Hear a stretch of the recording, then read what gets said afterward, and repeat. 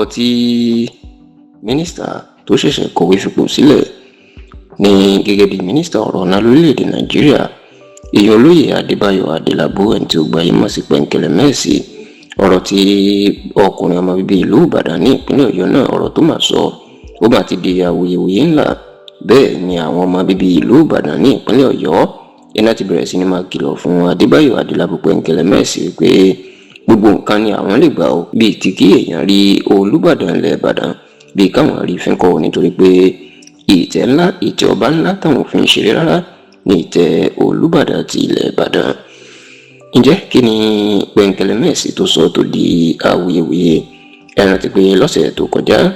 ní Pẹ̀nkẹ́lẹ́ Mẹ́ẹ̀sì inú ṣe ìpàdé pẹ̀lú àwọn ọmọ ẹgbẹ́ òṣèlú APC All Progressives Congress ní ìlú Ìbàdàn lórí èròǹgbà láti jáde du ipò gómìnà ìpínlẹ̀ Ọ̀yọ́ lọ́dún tó ń bọ̀. Bẹ́ẹ̀ bá sì ń fọkàn bá ìrìn àjò Adébáyọ̀ Adélabú Pẹ̀nkẹ́lẹ́ Mẹ́ẹ̀sì bọ̀,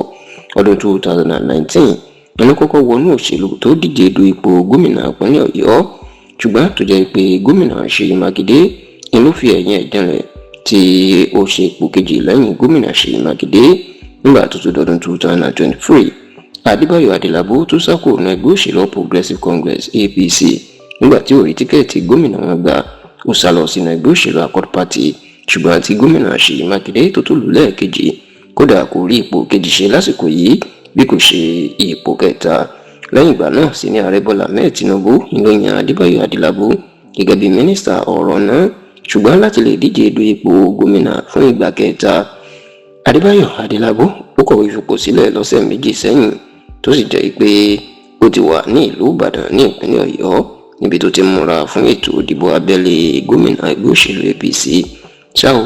nígbà tó ń bá àwọn alátìlẹyìn àti ọmọ ẹgbẹ́ òṣèlú APC tó ń bá wọn sọ̀rọ̀ lọ́sẹ̀ tó kọjá, Adébáyọ̀ Adélabú Pẹ̀nkẹ́lẹ́ Mẹ́ẹ̀sì jẹ́ kó di mọ̀ wípé gbogbo ìròyìn tí wọ́n ń gbé kiri pé wọ́n ti fòǹtẹ̀ lu sẹ́nitọ̀ Sharafadeen Ali pé òní yóò gba tíkẹ́ẹ̀tì gómìnà ẹgbẹ́ òṣèlú APC ìpínlẹ̀ Ọ̀yọ́, ó ní kò sí ní tó jọ òun ò mọ̀ sí o. Bẹ́ẹ̀ ló wá dọ́gbọ́n fàbùkù kan Ọba Rashidi Ládọjà pẹ̀lú bó ṣe jẹ́ kó di mọ̀ pé bàbá náà olóńkóbá ẹgbẹ́ òṣèlú onítẹ̀síwájú ìyàn Progressive ní ìpínlẹ̀ Ọ̀yọ́ ní lọ́dún 2023. Òun náà ló gba ìjọba lọ́wọ́ olóògbé Lam Adésínà onígbò tó dọdún 2019 tó yẹ káwọn gbàjọba lọ́wọ́ ẹgbẹ́ òṣèlú PDP. Ọba Ládọjà náà ló tún kó bá wọn, bó tilẹ̀ jẹ́ pé Adélabú Pẹ̀nkẹ́lẹ́ Mẹ́ẹ̀sì ò dárúkọ Ọba Ládọjà, ṣùgbọ́n tó jẹ́ pé àwọn ọmọlẹ́yìn ẹ̀ tó ń fọ̀rọ̀ sí lẹ́nu tó ń béèrè pé ta ló tún kó bá wọn, orúkọ Ọba Ládọjà ni wọ́n ń dà. Eléyìí inú mà bí àwọn ọmọ Ìbàdàn nínú, tó ti bẹ̀rẹ̀ sí ní máa sọ̀kò ọ̀rọ̀ sí Adébáyọ̀ Adélabú.